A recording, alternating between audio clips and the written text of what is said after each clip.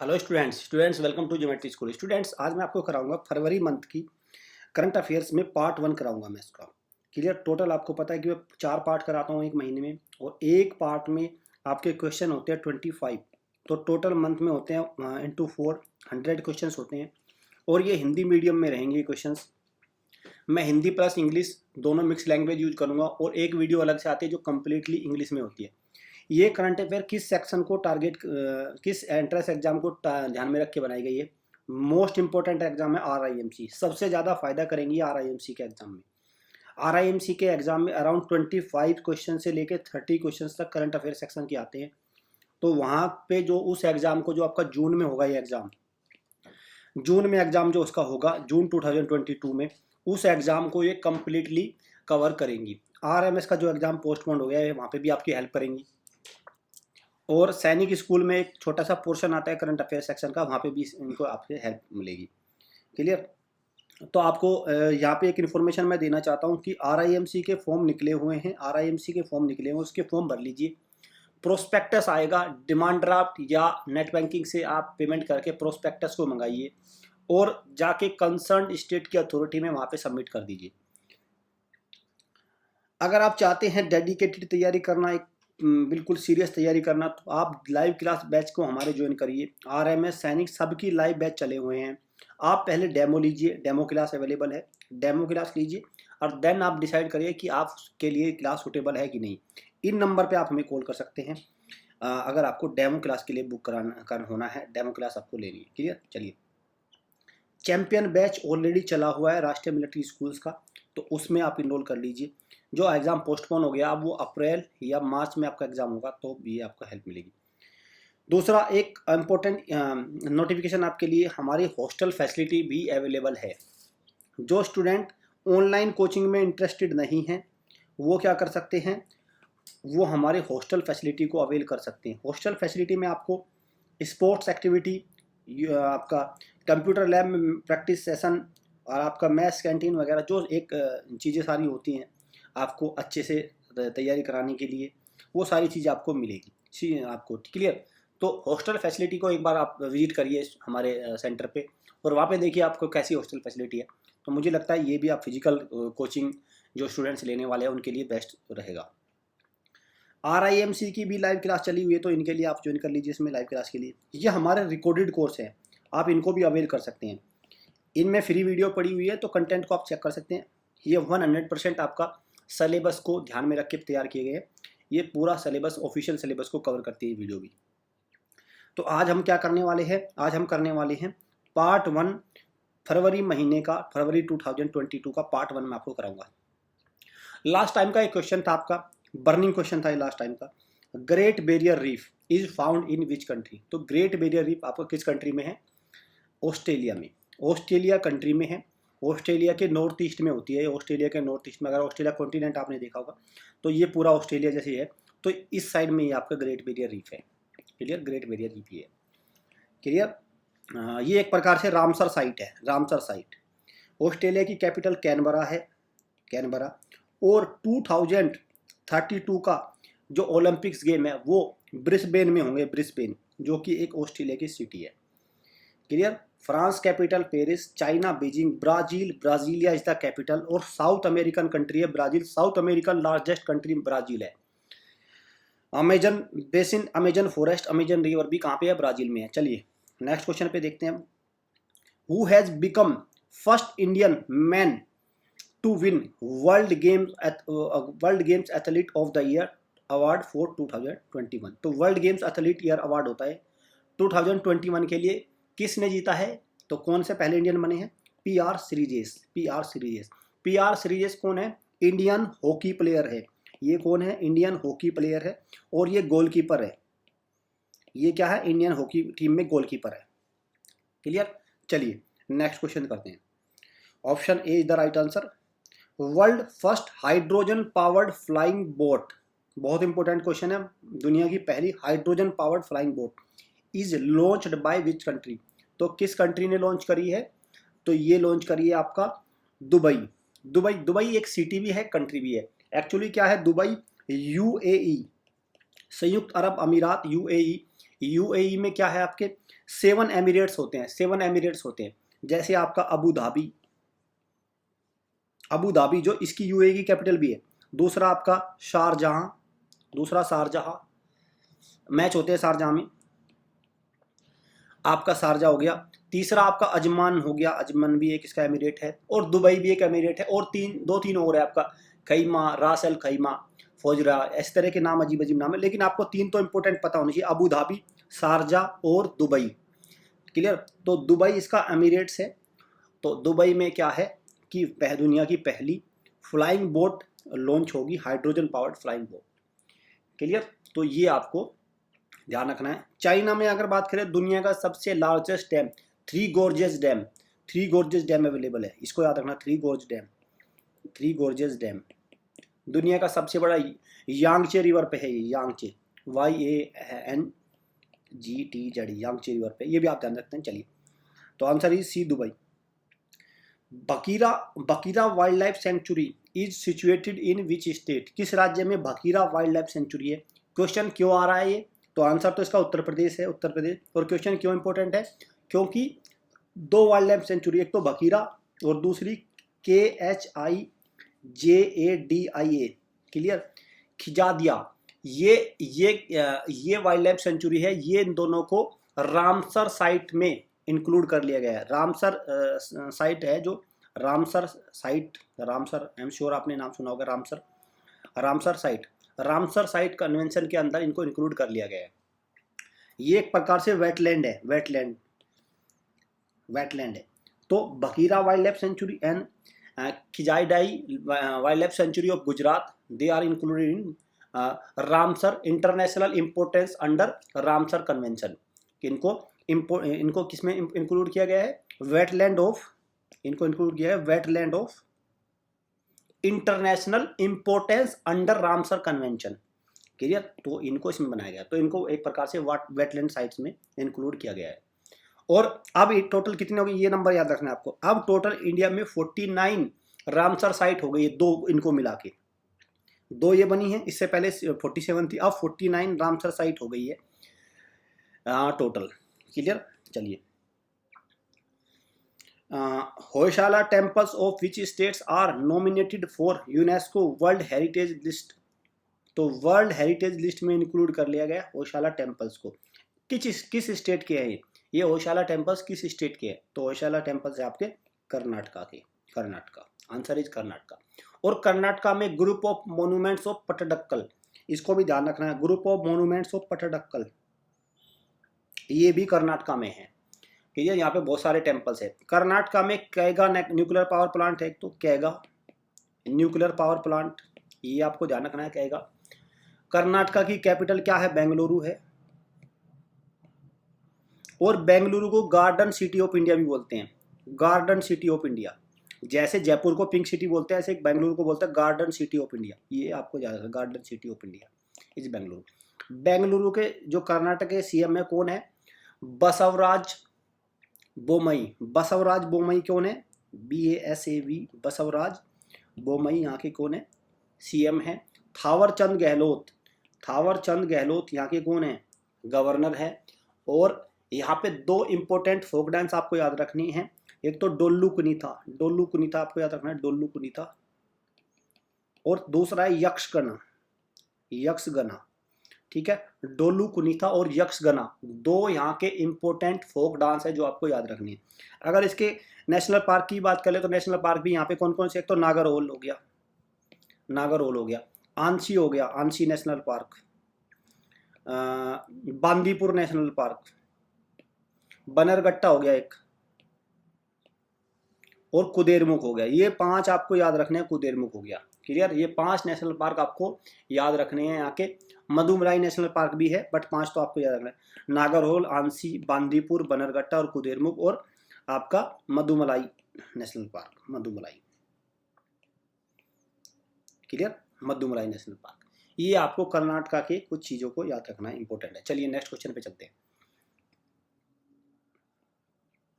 Dinesh Prasad Saklani has been appointed as the new director of. तो Dinesh Prasad Saklani, direct question है, इनको किस इंस्टीट्यूशन का डायरेक्टर बनाया गया एनसीईआरटी। एनसीईआरटी की फुल फॉर्म क्या है? National council for education research and training. National council for educational कर लीजिए इसको, रिसर्च एंड ट्रेनिंग, ठीक है। ये इसकी एनसीईआरटी की फुल फॉर्म है। सीबीएसई के चेयरमैन भी आप याद रख सकते हैं, Manoj Ahuja is the chairman of CBSE. चलिए नेक्स्ट क्वेश्चन पे चलते हैं। तो इसका आंसर क्या है? डी है इसका आंसर, डी। एनसीईआरटी कौन बने? D.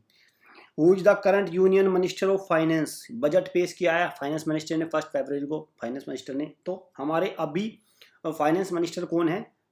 Shrimati Nirmala Sitharaman. Shrimati Nirmala Sitharaman is the our union finance minister. And ये क्या है? पहली लेडी है भारत की, जो पहली महिला जो फाइनेंस मिनिस्टर बनी है, full time finance minister. Clear? Full time finance minister कौन है? वो बनी है आपकी निर्मला सीतारमण ही पहली है।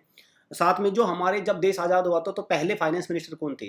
शंकामुखम चेट्टी। ये याद रखना आपको, SHANMUKHAM।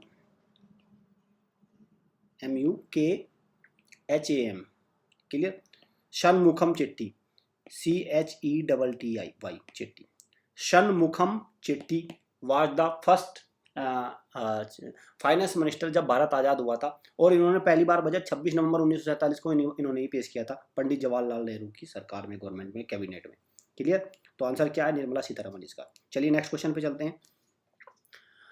Antonio Costa has been reelected a PM of which country for the 3rd consecutive time? तो तीसरी बार इनको पीएम बनाया गया है। किस कंट्री का पीएम बनाया गया इनको तीसरी बार? Antonio Costa. तो ये एंटोनियो कोस्टा बने हैं किसके? डी के, पुर्तगाल के बने हैं, पुर्तगाल की कैपिटल बहुत आती है, तो कौन सी है? Lisbon is the capital of Portugal, Lisbon. और पुर्तगाल की अगर करेंसी की बात करें तो क्या है? यूरो यहाँ की करेंसी है, यूरो। क्लियर? यूरोपियन यूनियन का मेंबर है पुर्तगाल, तो यूरो ऑब्वियस सी बात है करेंसी हो जाएगी। इजिप्ट की कैपिटल कैरो है, CAIRO, कैरो। और इजिप्तियन पौंड यहाँ की क्या है? करेंसी है। इजराइल की कैपिटल क्या है? जेरूसलम या येरूशलम भी बोल सकते हैं, कोई दिक्कत नहीं। Jerusalem, JERUSALAM, Jerusalem. और शकील, न्यू शकील क्या है? यहाँ की कैपिटल है, करेंसी है, सॉरी। और नाइजीरिया की अबूजा यहाँ की क्या है? करेंसी, कैपिटल है। और करेंसी क्या है? नायरा, NAIRA, नायरा। तो इनकी कैपिटल और करेंसी आपको याद है ना। RIMC में बहुत आते हैं, आपका मैच द फॉलोइंग टाइप से क्वेश्चन फ्रेम होते हैं, तब ये इस तरह के क्वेश्चन RIMC में आते हैं। क्लियर? चलिए नेक्स्ट क्वेश्चन पे चलते हैं। PM divine scheme has been announced in the union budget 2022-23 for the development of which region? तो PM डिवाइन बजट अनाउंस किया है गवर्नमेंट ने, तो ये किस रीजन के लिए है? तो किस रीजन के लिए? नॉर्थ ईस्टर्न रीजन के लिए बजट है। क्लियर? और आपके सामने ये इंडिया का मैप है, अगर आप देख रहे हैं इंडिया का मैप है, ये पार्ट को बोलते हैं नॉर्थ ईस्ट स्टेट। इसमें क्या है? 7 स्टेट है, 7 स्टेट को बोलते हैं नॉर्थ ईस्ट स्टेट। आपको इनकी लोकेशन भी पता होनी चाहिए। ये सबसे ऊपर वाला ये सिक्किम है, ये क्या है? सिक्किम है। ये आपका क्या है? अरुणाचल प्रदेश है। ये बीच वाला क्या है पोर्शन? ये आसाम है। ये वाला पोर्शन क्या है? ये वाला यहाँ से ये वाला नागालैंड है। ये वाला आपका क्या है? मणिपुर है। ये क्या वाला कौन सा? मिजोरम है। ये त्रिपुरा है। और ये आपका मेघालय है। क्लियर? तो आपको ये सारी चीज़ें पता होनी चाहिए तभी, क्योंकि RIMC में बहुत बार एग्जाम में क्वेश्चन आ चुका है, कौन से स्टेट का बॉर्डर किससे अटैच नहीं है। क्लियर? तो वो पूछेगा कि आसाम का बॉर्डर किससे अटैच नहीं है, सिक्किम का किससे अटैच नहीं है, किससे अटैच है, नहीं है या है, इस तरह से वो क्वेश्चन पूछेगा। क्लियर? तो ये आपको 7 नॉर्थ ईस्ट स्टेट को याद रखना है। तो PM डिवाइन में डिवाइन का मतलब क्या है? डेवलपमेंट ऑफ नॉर्थ ईस्ट, इसका मतलब डिवाइन का ये है। क्लियर? चलिए next question. Super computer Param Pravega has been installed by? तो परम प्रवेगा किस इंस्टीट्यूशन ने बनाया है super computer? One of the fastest super computer है इंडिया का, वर्ल्ड का भी। तो किसने बनाया? IISc ने बनाया, Indian institute of science Bangalore में जो है उसने बनाया। और भारत का फास्टेस्ट सुपर कंप्यूटर कौन सा है? परम सिद्धि। ये अभी आपको याद रखना है, परम सिद्धि था fastest super computer of India, परम सिद्धि। और दुनिया का सबसे फास्टेस्ट किसका है? वो है जापान ने बनाया है, फुगाकू। फुगाकू है जापान का, FUGAKU, फुगाकू। तो चाइना तो बार बार अपना सुपर कंप्यूटर कहता है, लेकिन जापान का सबसे तेज है Fugaku official. Fugaku of Japan is the fastest super computer. चलिए, world cancer day is observed on. तो वर्ल्ड कैंसर डे कब सेलिब्रेट करते हैं? World cancer day is observed on 4 February, 4 फरवरी को बनाती है। और इसकी थीम क्या है?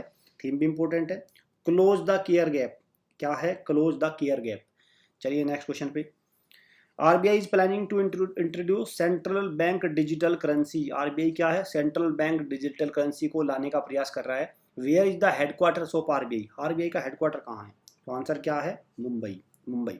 पहले इसका हेडक्वार्टर कोलकाता था, कोलकाता था। 1937 में इसको शिफ्ट करके मुंबई लाया गया। अब इसका हेडक्वार्टर कहाँ है? आज की डेट में मुंबई है। नेक्स्ट क्वेश्चन पे चलते हैं। Which team has become India's first sports unicorn enterprises. तो कौन सी टीम भारत की पहली यूनिकॉर्न स्पोर्ट्स की यूनिकॉर्न एंटिटी बन गई है? यूनिकॉर्न एंटिटी का मतलब क्या है?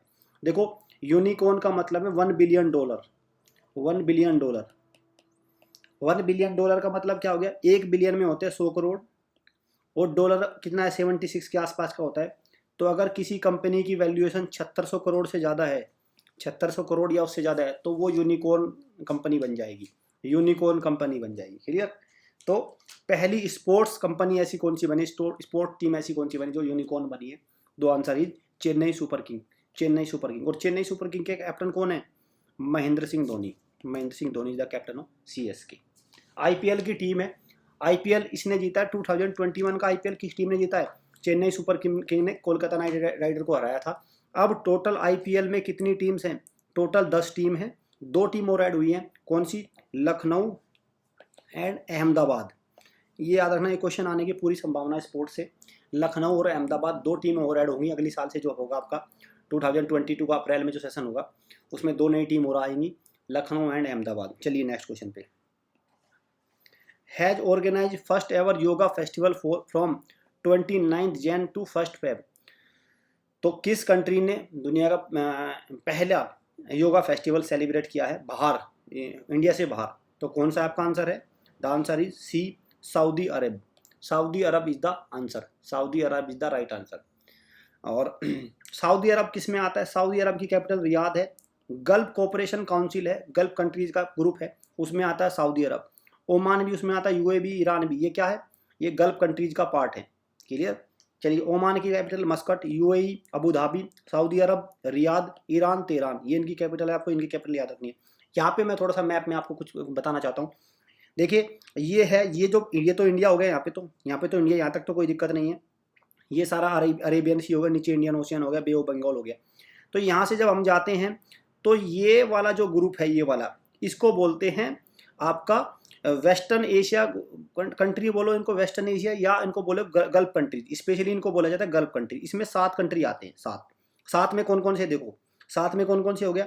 ये तो हो गया ओमान, ये तो हो गया ओमान, 1 कंट्री। दूसरा हो गया आपका UAE, 2 कंट्री। तीसरा हो गया आपका Saudi Arab, 3 country.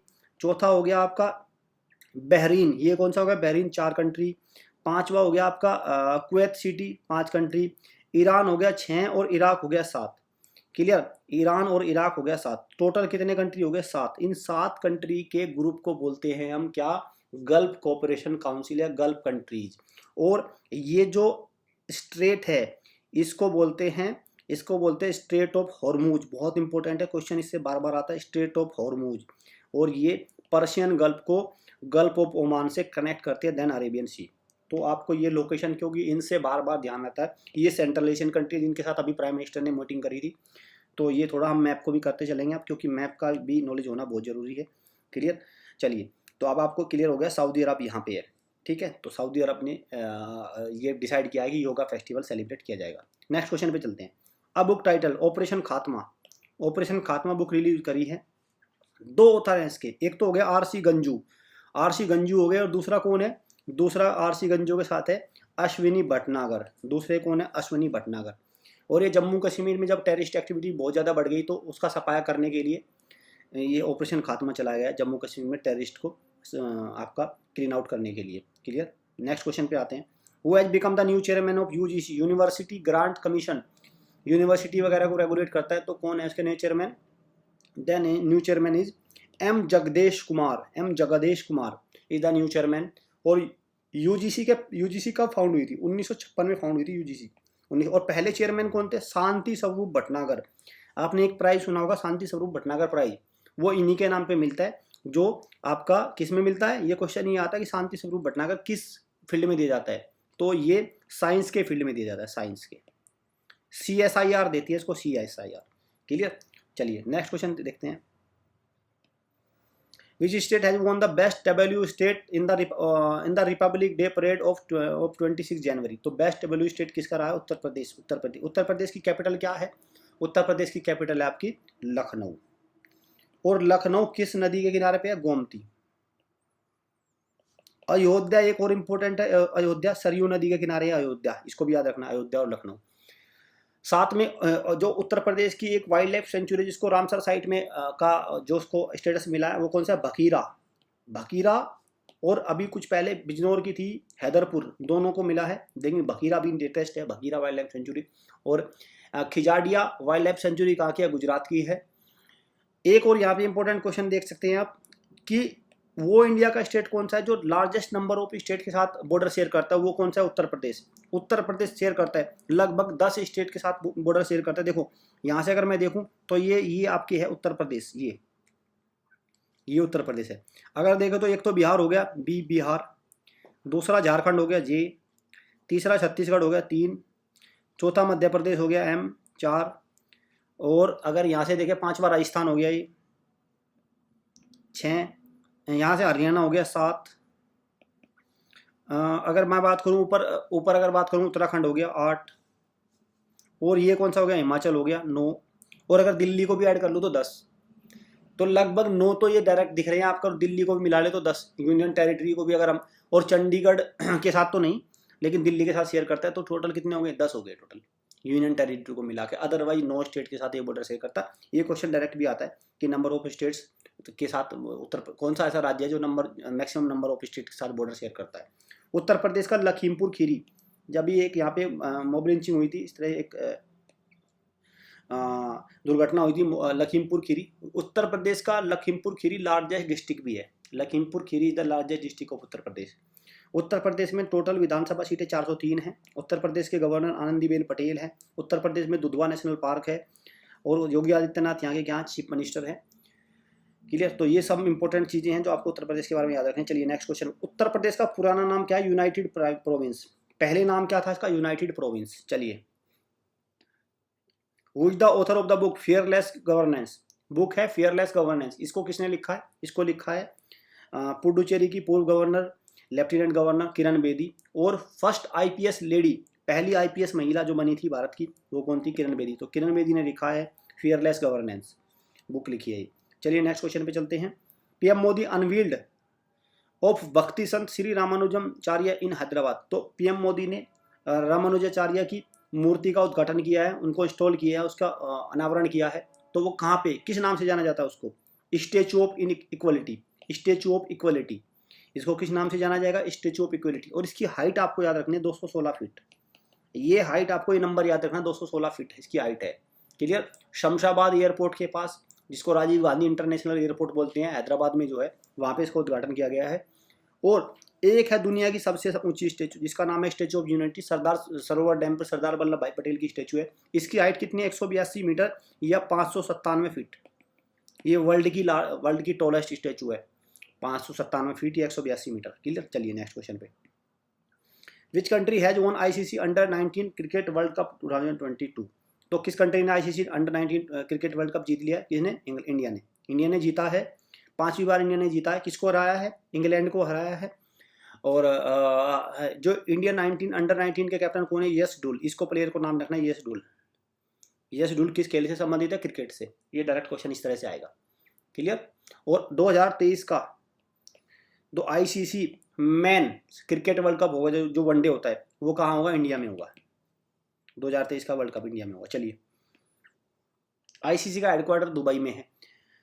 A short biography of Tokyo Olympics 2021 gold medal winner Neeraj Chopra, title golden boy Neeraj Chopra. ये एक बायोग्राफी है, किसने लिखी है? नीरज चोपड़ा के बारे में, जो जेवलिन थ्रो है, जिन्होंने गोल्ड जीता था इस बार।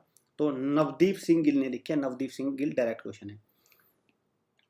लता Mangeshkar pass away at the age of 92, she was popularly known as, तो उनको किस नाम से जाना जाता था लता मंगेशकर को? तो वो कौन थी? नाइटिंगेल ऑफ इंडिया, भारत कोकिला या Nightingale of India. Answer is Nightingale of India. चलिए, इनका जन्म, लता मंगेशकर का जन्म कहाँ पे हुआ था? इंदौर में। इंदौर में इनका जन्म हुआ था। Indore, the cleanest city of India, Indore.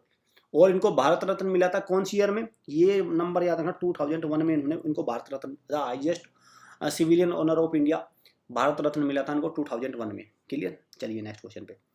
India's first geological park will be set up at which place, तो पहला भारत का जियोलॉजिकल पार्क कहाँ पे सेट किया जाएगा? जबलपुर में। कहाँ पे?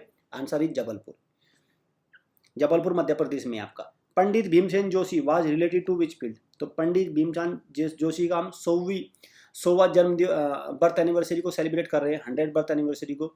इनका जन्म कब हुआ था? 4 फरवरी 1922 में हुआ था इनका। क्लियर? तो इनकी 100वां जन्म दिवस सेलिब्रेट कर रहे हैं। तो कौन थे ये? म्यूजिशियन थे। ये कौन थे? म्यूजिशियन थे, म्यूजिक था इनका। और इनको भी भारत रत्न मिला था 2008 में, इनको भी भारत रत्न मिला था। क्लियर? चलिए, India second crocodile park named at Dandeli crocodile park, वो किस स्टेट में बनने जा रहा है? तो किस स्टेट में बन रहा है वो? दांडेली क्रोकोडाइल पार्क कौन सा स्टेट है? कर्नाटका में मैं आपको नेशनल पार्क बता चुका हूँ आपका। एक तो दांडेली नेशनल पार्क ही है, एक हो गया आपका बनरघट्टा, आशी, नागरहोल, कुदेरमुख, ये सारे नेशनल पार्क कहाँ के हैं? कर्नाटका के। और कर्नाटका में डोलू कुनीथा और आपका यक्षगन, फोक डांस को याद रखना है कर्नाटका। क्लियर? चलिए, इंडिया का, फिर इसमें एक क्वेश्चन और बताए, इंडिया का पहला क्रोकोडाइल पार्क कहाँ पे है? तो पहला कहाँ था? चेन्नई में, तमिलनाडु में। क्रोकोडाइल चेन्नई तमिलनाडु में है पहला। चलिए, वो has been nominated for the 2022 Laureus world breakthrough of the year award, तो 2022 Laureus world breakthrough award किसको मिला है? The answer is Neeraj Chopra. Again answer is Neeraj Chopra. Clear? Neeraj Chopra ने गोल्ड जीता था, तो हिरियन को मिला है। चलिए, चंडू पतला जंगा रेड्डी पास रहे। चंडू पतला जंगा रेड्डी पास हो गए, इनका निधन हो गया है। ये कौन थे? ये क्या थे? जो भारतीय जनता पार्टी जिसकी आज सरकार है, 1984 में जब इन्होंने इलेक्शन लड़े थे, तो इनके दो एमपी जीते थे, 2 एमपी। तो ये उनमें से एक है। ये कौन है? इनमें से वो एक है। और इन्होंने पीवी नरसिम्हा राव को हराया था। तो ये बीजेपी के एमपी हैं। ये एक कौन थे? एमपी थे, फर्स्ट एमपी ऑफ बीजेपी। इनको फर्स्ट एमपी ऑफ बीजेपी कह सकते हैं। तो ये कौन थे? एक पॉलिटिशियन थे। तो भारतीय जनता पार्टी देखो, आज इतनी बड़ी सरकार बनी हुई है, आज इतनी बड़ी मेजोरिटी है, लेकिन कभी उनके 2 ही एमपी थे, 2 एमपी थे, उनमें से ये एक थे, उनमें से एक ही ये थे। क्लियर? चंडू पटला जंगा रेड्डी। चलिए, Who is the only Indian athlete to represent India at Winter Olympics 2022 Beijing? तो इंडिया ने बॉयकॉट कर दिया है, लेकिन एक ओनली एथलीट है जो रिप्रेजेंट करेंगे इंडिया को विंटर ओलंपिक्स में। तो कौन है? आरिफ मोहम्मद खान। तो ये कौन है? स्कायर स्केटिंग करते हैं, बर्फ वगैरह पे स्केटिंग होती है। और ओलंपिक्स की अगर बात करें तो 2024 के समर ओलंपिक्स जिनको बोलते हैं मेन, वो कहाँ पे होंगे? पेरिस में होंगे।